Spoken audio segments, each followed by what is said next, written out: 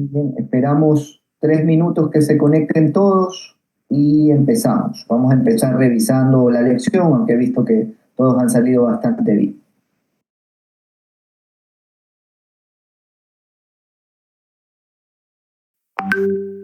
Vengan al Zoom. ¿Qué le pasó, Fiorella? Me escuchó usted que estaba cantando, no. No, pero puede cantar. Si canta bonito, cante. Si no, mejor no cante. Perdón, doctora.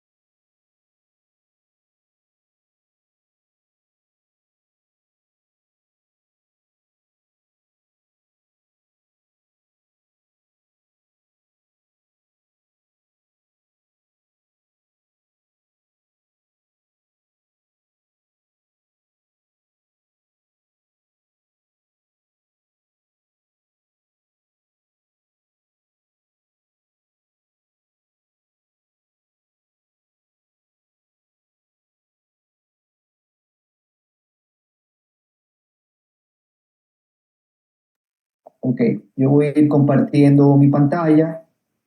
Vamos a revisar rápidamente, vamos a revisar rápidamente la lección. Ok, muy bien, aquí vemos todos, ¿no? Entonces, primera pregunta. Mujer de 32 años sin antecedentes patológicos personales, consulta por tos persistente de 8 semanas. Estamos hablando de una tos subaguda crónica, ¿no? Niega fiebre, hemoptisis o disnea, refiere sensación constante de molestias en la garganta y despeja su voz con frecuencia, es decir, tiene carraspera, ¿no? Refiere sensación constante de molestias, perdón, el examen físico muestra mucosa posterior faríngea eritematosa, no tiene ruidos anormales a la ocultación y la placa de tórax es normal. La causa más probable es la opción A. Respuesta, tos por goteo retronasal. Aquí se me ha guardado con las respuestas sin contestar, pero la respuesta es la A, tos por goteo retronasal. Hombre de 68 años, exfumador de 40 paquetes año, acude a emergencias por disnea de 3 días, tos productiva y aumento, perdón, déjenme admitir, aquí hay más gente que está, admitir, ya. Y aumento del volumen del esputo. Se encuentra taquimneico a 28 respiraciones por minuto, utiliza músculos accesorios de la ocultación, sibilancias difusas y ronco, y la saturación es del 88% aire ambiente. Con lo referido, ¿cuál es el diagnóstico? La respuesta menos probable sería neumotórax espontáneo, ¿no? Esto parece un cuadro insidioso, infeccioso. Lo más probable es que sea un EPOC agudizado porque tiene roncus y sibilancias, pero también podría tratarse de una neumonía lobar o podría tratarse de un asma cardiac. ¿De acuerdo? La menos probable es neumotórax. Realizamos una ecografía pulmonar a pie de cama en un paciente de 18 años con disnea súbita y se observan líneas A, es decir, es un pulmón seco que no tiene infiltrados, que no tiene líquido, con ausencia del deslizamiento pulmonar, ¿no? Esto es un signo ya casi patoneumónico a nivel ecográfico de la presencia de neumotórax, que es la respuesta correcta, ¿no? Cuarta pregunta, un paciente diabético de 21 años ha dejado de utilizar su insulina habitual, ya esto nos enciende la alarma de que se trata muy probablemente de una cetoacidosis diabética, ha realizado deporte, ingerido alcohol durante varias horas, por lo que es llevado a emergencia, con los siguientes signos vitales. Está tendente a la taquicardia, muy taquipneico, tendente a la hipotensión, saturando 94%. Llama la atención su forma de respirar. Lo más probable es que se trate de una respiración de Kussmaul en el contexto de una cetoacidosis diabética, ¿no? Bradipnea no puede ser, de hecho está diciéndonos que está taquimneico. Estiridor inspiratorio nos hablarían pues de algún tipo de sonido al respirar, y respiración superficial tampoco es algo compatible con esta presentación clínica, ¿no? La pregunta 5, la evaluación de la disnea aguda. Recibimos pacientes de 78 años con ortornea, saturando 88% de base, y la auscultación cardíaca tiene un ritmo de galope, que es S3. El diagnóstico más probable aquí sin duda es insuficiencia cardíaca congestiva, ¿no? Nos están dando datos clásicos de la insuficiencia cardíaca congestiva relacionados a disnea. El estímulo químico que puede activar receptores de la tos incluye, aquí hay una única respuesta correcta, que son los compuestos irritantes. Ni los movimientos bruscos corporales, ni los estímulos táctiles del diafragma, ni la temperatura cálida exclusivamente es un estímulo lo suficientemente intenso como para provocar tos. 7. ¿Cuál de los siguientes debe ser considerado error al momento de realizar una adecuada historia clínica? Aquí la respuesta correcta es usar preguntas dirigidas que sugieran la respuesta. Recuerden que siempre hay que tratar de escuchar al paciente y luego direccionarlo para tratar de enfocarse en los síntomas, pero no hacer preguntas dirigidas tratando de que respondan lo que uno quiere, ¿no? Como por ejemplo, dígame si la tos es en la mañana o es en la mañana, porque si no es en la mañana es que no es lo que estoy pensando, ¿no? Una cosa así. Entonces, una respuesta completamente dirigida para que responda, sí, sí, doctor, es en la mañana.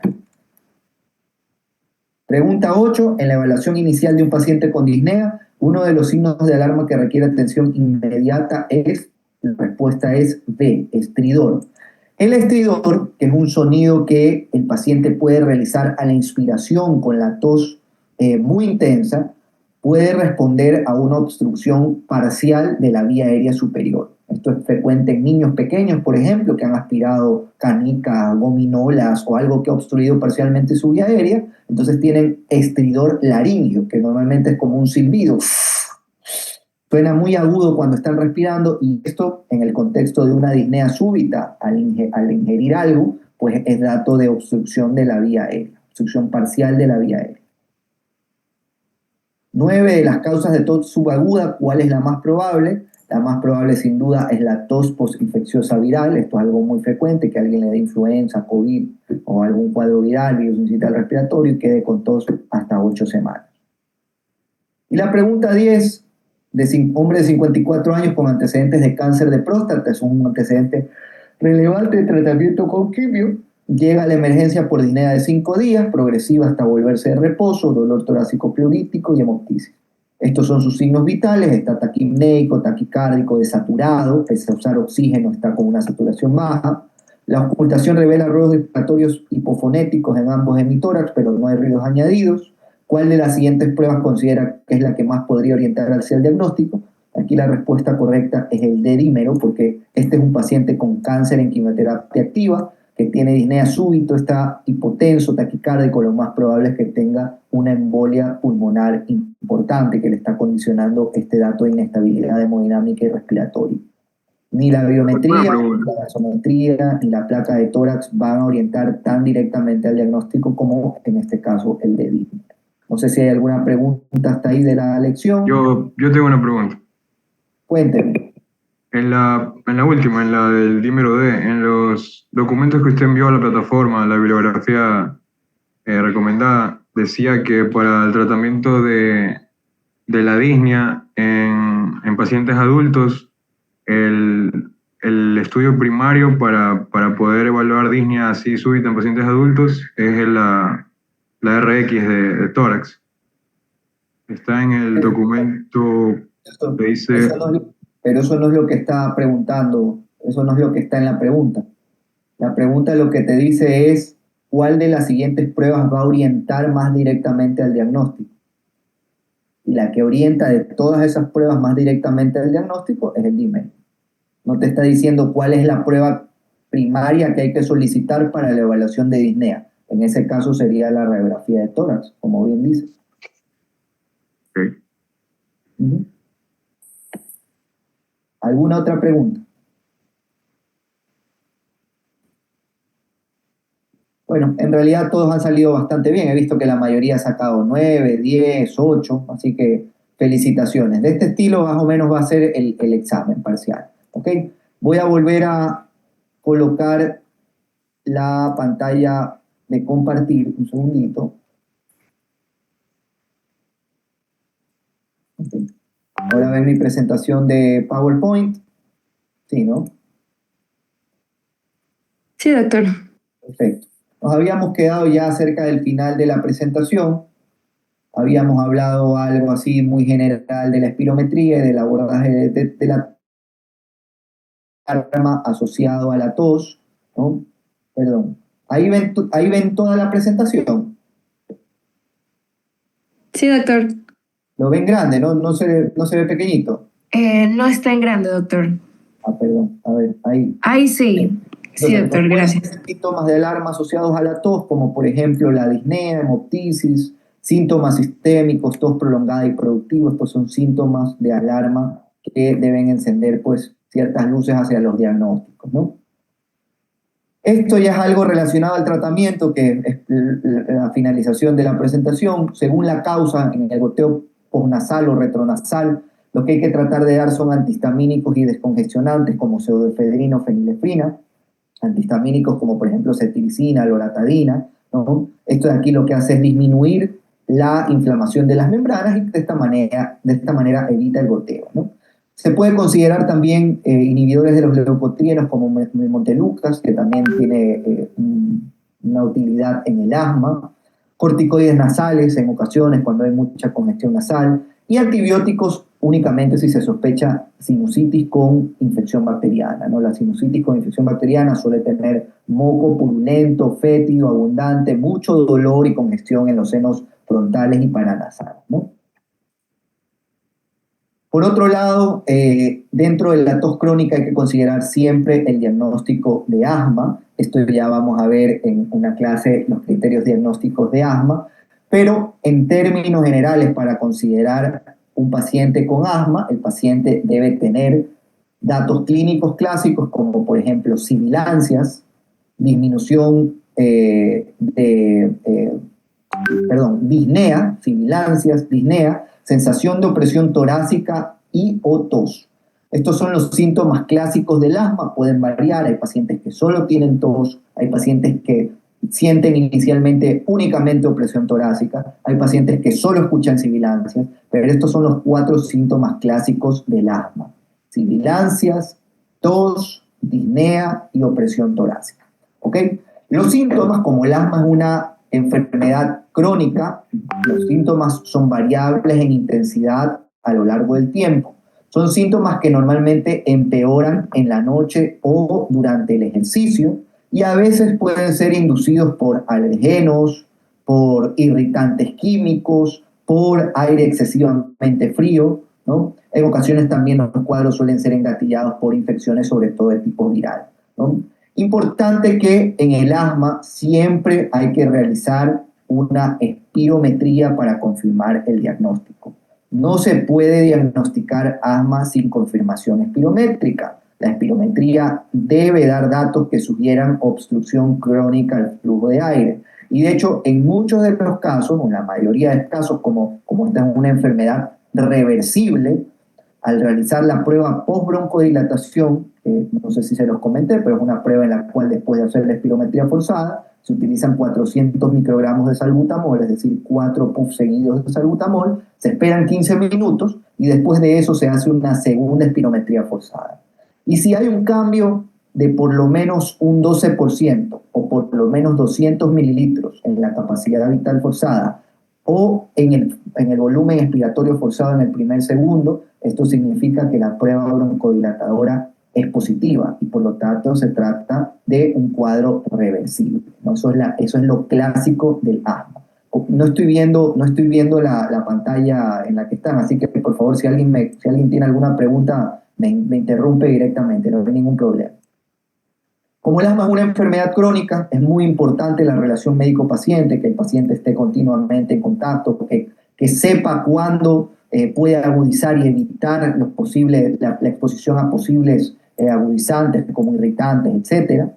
Es muy importante el objetivo de control a medio y largo plazo para disminuir las exacerbaciones, incluso cuando los pacientes tienen muy pocos síntomas, ¿no? El aprender a reconocer síntomas iniciales como solo la opresión torácica o empezar con tos después de una infección viral ya puede ser suficiente para instaurar tratamiento. Y en el asma la toma de decisiones se realiza en base a una escalada terapéutica por pasos, que son los steps, ¿no? Que van del step 1 al step 5, como ven en este gráfico, ¿no? Normalmente se utiliza un esquema de control y alivio para el asma, es decir, se trata de utilizar un inhalador de dosis de función larga, de actividad larga, como puede ser el formoterol, un beta agonista de actividad larga, junto a corticoides inhalados, que es el gold estándar de tratamiento, ¿no? Hoy en día, incluso en pacientes que tienen buen control sintomático del asma y no tienen mayores exacerbaciones, se considera que el tratamiento de elección es el uso de bajas dosis de corticoides inhalados junto con agonista beta-adrenérgico de larga duración como el formoterol. Ya no se recomienda utilizar únicamente salbutamol o agonistas beta-adrenérgicos de corta duración como primera estrategia terapéutica, ya que se ha visto que el uso de esta mezcla entre corticoide inhalado y formoterol parece disminuir no solo los síntomas, sino también el riesgo de exacerbaciones en el asma.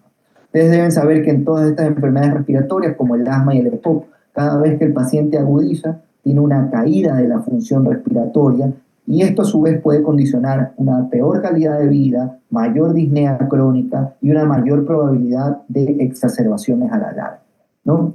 Básicamente lo que establece la estrategia STEP es que dependiendo de la situación en la que se encuentre el paciente, se utilice más o menos dosis del corticoide inhalado con formoterol. Por ejemplo, en pacientes que no son grandes agudizadores, son poco sintomáticos y tienen buena función pulmonar, se puede utilizar el inhalador cuando lo necesiten, cuando tengan disnea, cuando han hecho ejercicio y se sienten agotados, cuando empiezan con tos y punto.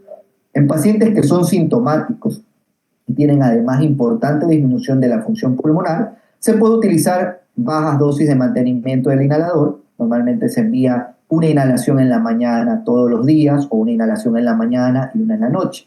Y en pacientes que ya son algo más sintomáticos y que tienen además una exacerbación se pueden utilizar dosis intermedias como por ejemplo 2 inhalaciones en la mañana y 2 inhalaciones en la noche, ¿no? Que esto ya son dosis intermedias altas. En pacientes que pese a eso tienen mal control sintomático, se puede utilizar un antagonista muscarínico de larga duración, como puede ser, por ejemplo, el tiotropio o el aclidinio, que son fármacos que en realidad se utilizan más en la EPOC. ¿Ok? Este es un metaanálisis en el que se evidenció que, por ejemplo, el uso de corticoide inhalado y formoterol en comparación al salbutamol disminuía hasta en un 65% la probabilidad de agudización, ¿no? Estos son datos muy importantes porque van a favor del uso de este tipo de corticoide inhalado y esto ha hecho que las guías internacionales del asma, como la guía EGINA, esta es la guía más importante, digamos, en el asma, indique que el tratamiento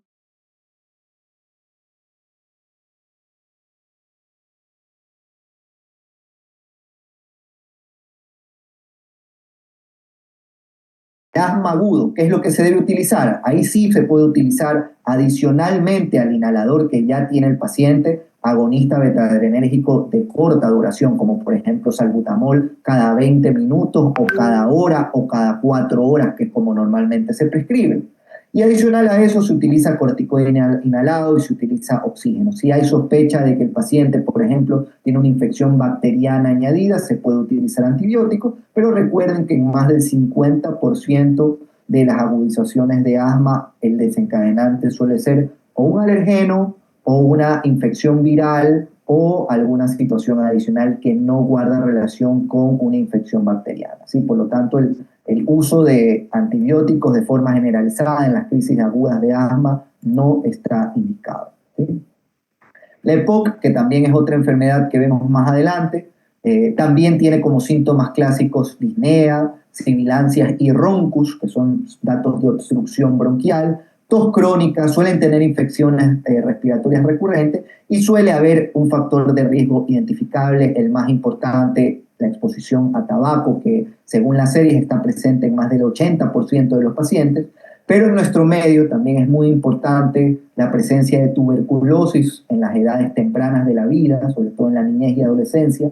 Eso hoy en día se sabe por estudios de cohortes como el estudio Platino, que es un estudio hecho aquí en Latinoamérica grande, donde se incluyen varios países, sobre todo Perú, Brasil, Argentina, ¿no? Se ha visto que los pacientes que tienen tuberculosis o que tuvieron tuberculosis en edades tempranas de la vida, después de 10, 15, 20 años pueden desarrollar EPOC, ¿no? De hecho, los países a nivel sudamericano con mayor tasa de EPOC son Argentina y Uruguay. Es verdad que son países donde existe un buen sistema estadístico y existe un buen acceso a la salud para diagnosticar esta enfermedad, que es una enfermedad muy infradiagnosticada. ¿Okay? Al igual que en el asma, esta enfermedad tiene síntomas parecidos, sin embargo, los síntomas suelen ser persistentes y no suele haber mayor reversibilidad como sucede en el asma. Es decir, cuando hacemos pruebas de postbroncodilatación, en este caso no suele lograrse más de un 12% de cambio en el volumen y en la capacidad vital forzada, ni más de 200 mililitros. ¿Okay? La EPOC, al igual que el asma, tiene que tener una confirmación espirométrica y observar, por supuesto, el patrón obstructivo que se define por una relación del volumen expiratorio forzado y la capacidad vital forzada por debajo del 70%. Lo siguiente es evaluar la obstrucción al flujo aéreo y lo último es clasificar al paciente en uno de estos tres grupos, el grupo A, B o E. E es de exacerbación, es decir, aquellos pacientes que tienen más de 2 exacerbaciones moderadas, que son aquellas que han requerido antibiótico en domicilio o al menos un ingreso hospitalario en el último año. Y en el grupo A están los pacientes poco sintomáticos y poco exacerbadores. Esto de aquí son las escalas de disnea. No sé si se acuerdan que les mencioné las escalas del Medical Research Council. Esta es la MRC. Y la otra es la escala CAT, que es Questionary Assessment Test o algo por el estilo, pero una escala también de disnea. Y los pacientes en el grupo E son pacientes más sintomáticos, pero igual poco agudizadores, ¿no? En este sentido, las guías GOLD, que son las más importantes en EPOC, se han simplificado bastante y lo que nos dicen es que si el paciente es agudizador, sí pueden ver mi puntero, porque no sé si están viendo. Okay. Ahí, mejor.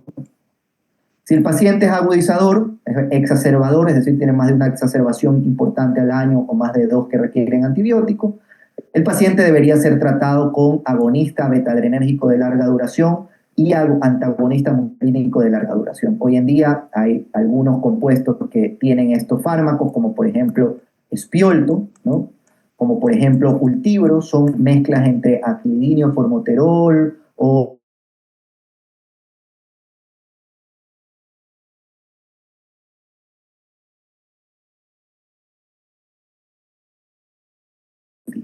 si el paciente es un paciente poco agudizador y además poco sintomático, basta con utilizar un broncodilatador de larga duración.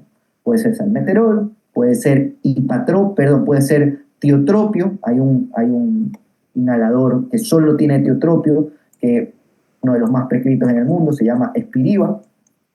Si nos da tiempo, bueno, ya hoy no nos va a dar tiempo, pero más adelante vamos a ver algo de EPOC y ahí hablaremos de los dispositivos, que esto también es un mundillo. Y finalmente, si el paciente es un paciente más sintomático pero poco exacerbador, también hay que utilizar LABA, ¿no? En el caso de aquellos pacientes con más de 300 eosinófilos por milímetro cúbico en los exámenes de laboratorio, se sugiere también utilizar glucocorticoide inhalado, es decir, un tratamiento muy parecido al del asma bronquial TOP, ¿no? En el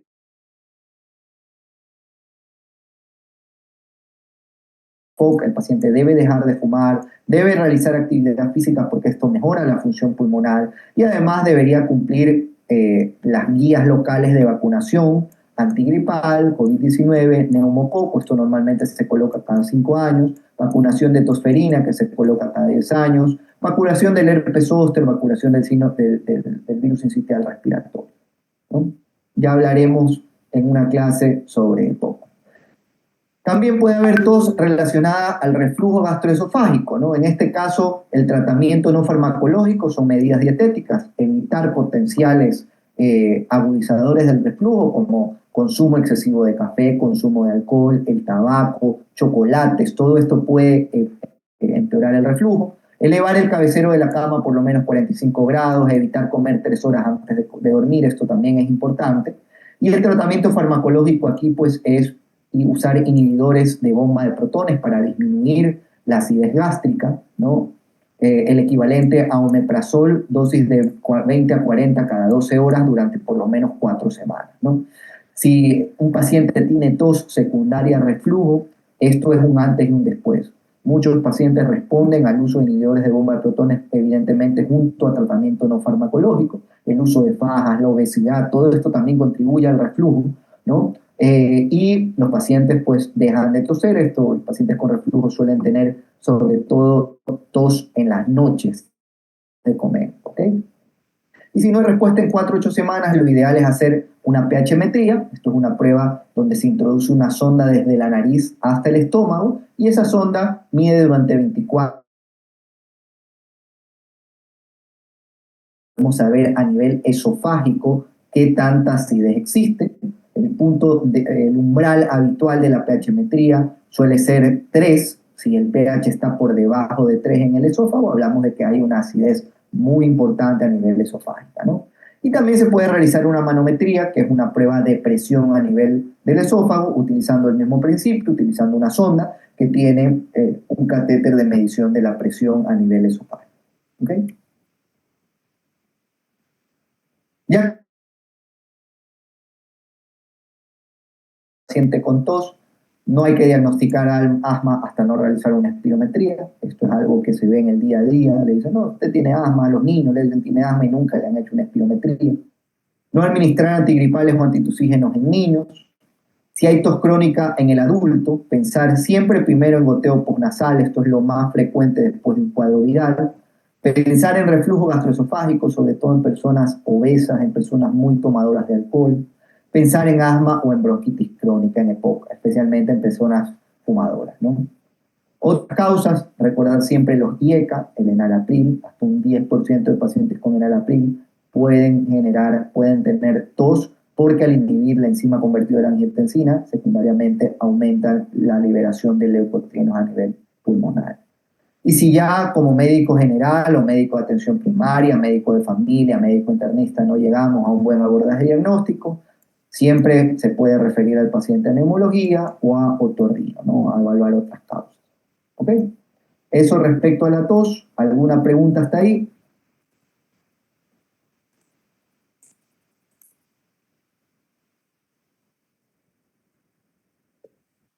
Hola.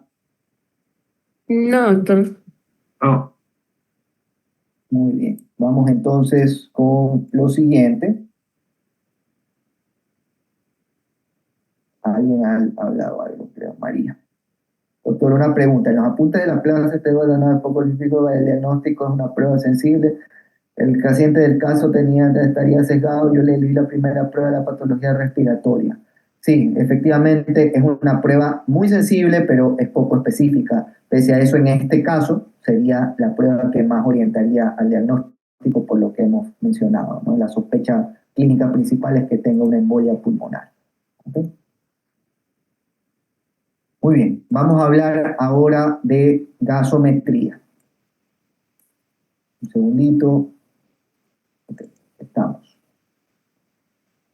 Muy bien, dentro de las pruebas complementarias que se deben realizar en los pacientes respiratorios, sin duda está esta prueba que es una de las pruebas más importantes a nivel respiratorio. La gasometría ayuda no solo para el diagnóstico de los trastornos respiratorios, sino también ayuda a valorar la gravedad y evolución de los distintos trastornos ácido-básicos. ¿Okay? Se me va a apagar en 10 minutos hasta donde lleguemos, quedamos para la siguiente clase. ¿Okay? Entonces, las gasometrías se pueden tomar a nivel arterial, se pueden tomar a nivel venoso, pero también se pueden tomar a nivel capilar, ¿no? Los sitios más accesibles para tomar una gasometría arterial son evidentemente la arteria radial, eso es lo más frecuente, ¿no? De hecho, a las pacientes en terapia intensiva se les coloca catéteres radiales para medición continua de la presión arterial y a través de ese mismo catéter se pueden tomar gasometrías seriadas si el paciente está intubado, ¿no? Y así se evita hacer punciones innecesarias. Se puede tomar también a nivel femoral, inguinofemoral, ¿sí? Recuerden que la gasometría arterial va a tener otras concentraciones, principalmente de oxígeno, respecto a la gasometría venosa. Entonces, en pacientes con disnea, lo ideal siempre es tomar una gasometría arterial, ¿sí? ¿Qué parámetros analiza la gasometría? Estos son los 4 parámetros básicos que se analizan. El pH, que lo normal es que sea de 7.35 a 7.45. La presión parcial de oxígeno, que lo habitual es que esté arriba de 80 milímetros de mercurio, pero en pacientes con hipoxemia está por debajo y con insuficiencia respiratoria está por debajo de 60. La PCO2, lo normal es que esté entre 35 y 45 milímetros de mercurio, y el bicarbonato, lo habitual es que esté entre 22 y 27.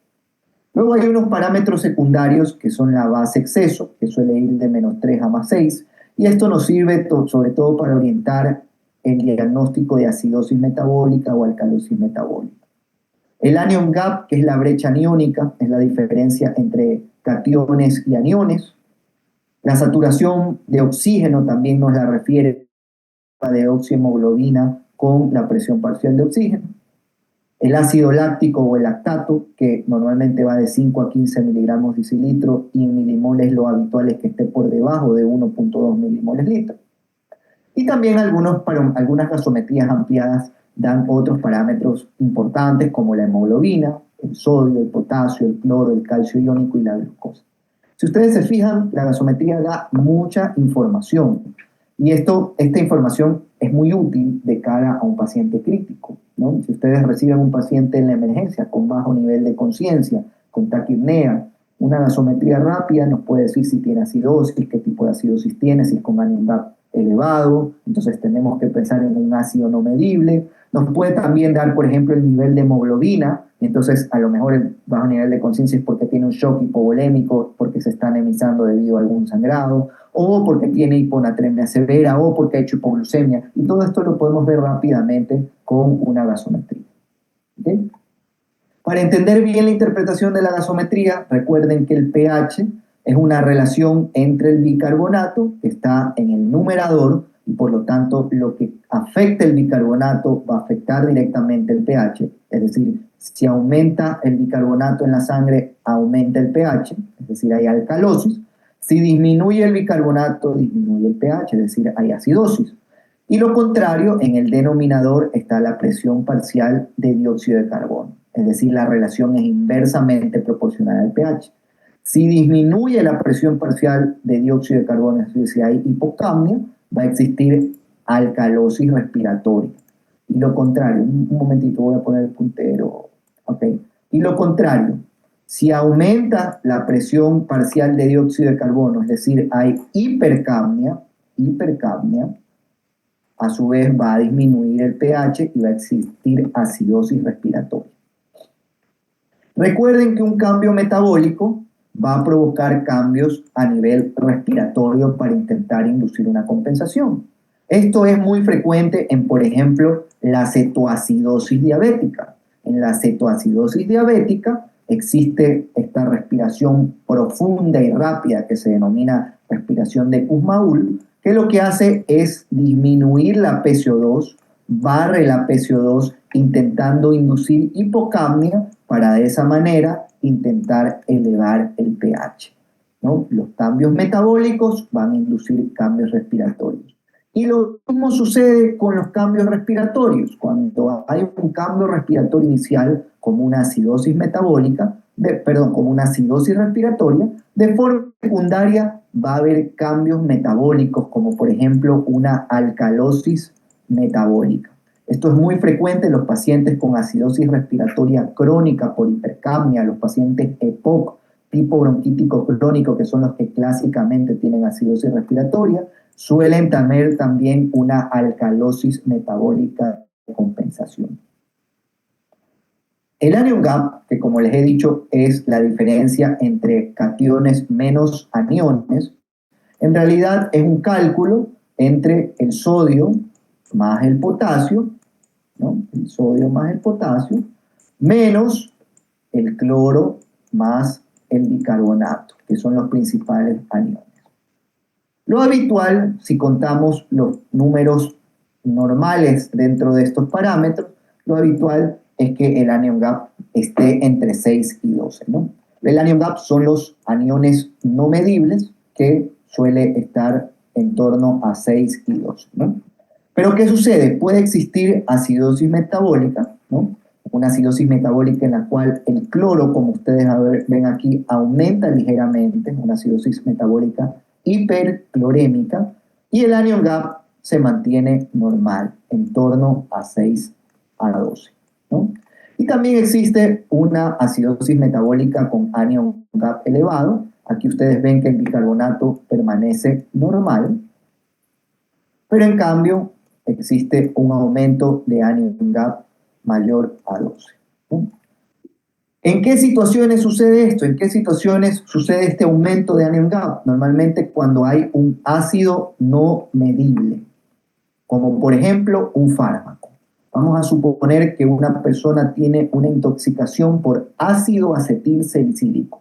El ácido acetil salicílico se metaboliza, aumenta enormemente la concentración de aniones no medibles y esto hace que el paciente tenga acidosis metabólica con anion gap aumentado. Otro fármaco que clásicamente provoca esto es la metformina, que es un fármaco que se utiliza para la insulinoresistencia en la diabetes y que en algunos casos puede llegar a provocar una acidosis metabólica potente mortal, ¿no? Otro caso de acidosis metabólica con aumento del anion gap es, por ejemplo, la intoxicación por alcohol, la presencia de cetonas en la cetoacidosis diabética. Esto también, las cetonas, un aumento del anion gap, ¿no? En cambio, ciertos cuadros de acidosis metabólica, pueden provocar hipercloremia secundaria, como sucede, por ejemplo, en las diarreas, ¿no? En ocasiones los pacientes con diarrea sufren mucha deshidratación, esto puede inducir acidosis metabólica y de forma secundaria puede aumentar la reabsorción de cloro provocando hipercloremia. Esto mantiene pues el anion gap dentro de lo normal.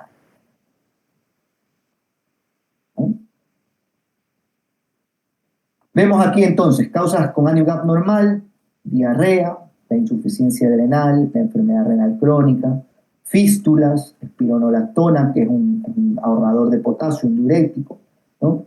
Y en cambio causas con anion gap elevado: intoxicación por monóxido de carbono, fármacos, eso es lo que más, aminoglucósidos, ¿no? Paracetamol en exceso, etanol, que es el alcohol, ácido acetil salicílico, la cetoacidosis diabética, la cetoacidosis alcohólica, la inanición, el no comer durante varios días. Esto puede provocar aumento de la cetoacidosis, pues puede inducir cetoacidosis. Se me va a apagar ya la presentación. Nos vamos a quedar hasta aquí porque ya se va a cerrar. Les agradezco a todos por haberse conectado hasta esta hora. Si no hay ninguna novedad, nos veremos el viernes 8:30 de la mañana. Por favor, lleven todos papel y pluma, y por favor también hasta el jueves 12 de la noche pueden subir la tutoría. Recuerden que es una tutoría por todo el grupo con los apellidos de los integrantes en el documento, por favor. ¿Alguna duda hasta ahí? No, doctor. Doctor, una pregunta. Con respecto a la tutoría, los autores, a lo que se refiere el postre, es el nombre del grupo, ¿verdad? De cada uno. Correcto, el nombre del documento, que sean los apellidos de los autores. Por ejemplo, Mazabanda Mora Moriel. ¿Ok? O sea, me refería dentro del póster, cuando el apartado